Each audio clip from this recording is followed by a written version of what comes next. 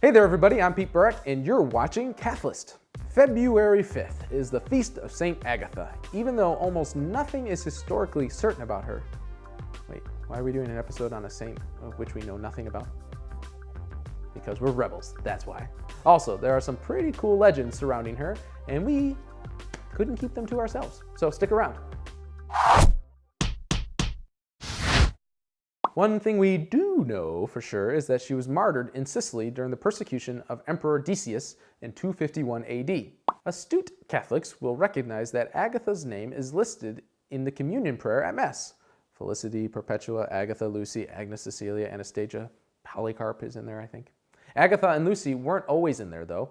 Pope Gregory had a thing for Sicily. He founded 6 monasteries there. So he added the 2 aforementioned Sicilian virgins to the list. We don't know whether Agatha was born in Palermo or Catania, but if you ask someone from Palermo about her, they'll tell you she's considered a patron of the city, and maybe show you where she was born, and where she left her footprint upon leaving the city for Catania. Even though neither of those places are certain, but kudos to Palermoians for sticking to their guns. Number 4, Agatha expressed interest in becoming a consecrated virgin at the age of 15.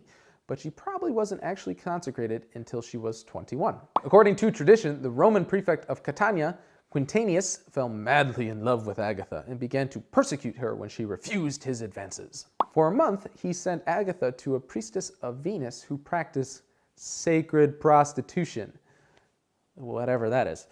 The priestess and her followers tried to lure Agatha into their practices, but she refused. Yeah, you think? Like, no thank you.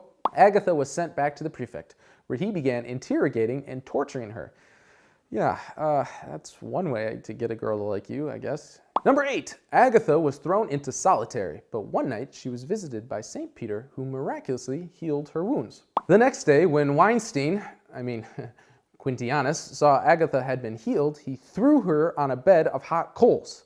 Immediately, an earthquake struck Catania, and its inhabitants rebelled against Quintianus. But when she was removed from the coals, the red veil she had been wearing remained unburned. Number 11, she then died in her cell a few hours later. Exactly 1 year after her death, Mount Etna erupted and the lava began rolling toward the city of Catania. The inhabitants rushed to Agatha's tomb, took out her veil and held it up against the lava, which stopped in its tracks before doing any harm. I question how they thought to do that, but I'm glad it worked.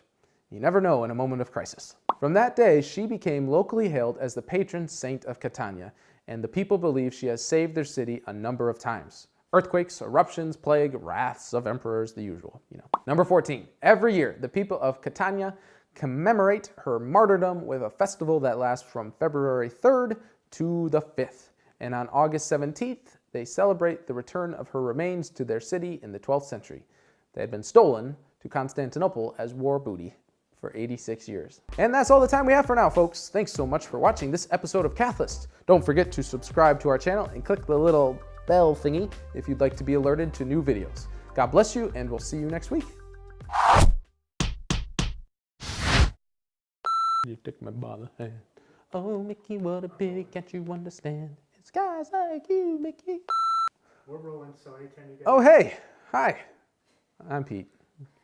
Still Pete. And this is still Cathlist. Number 14, every year the people of Catania every year the...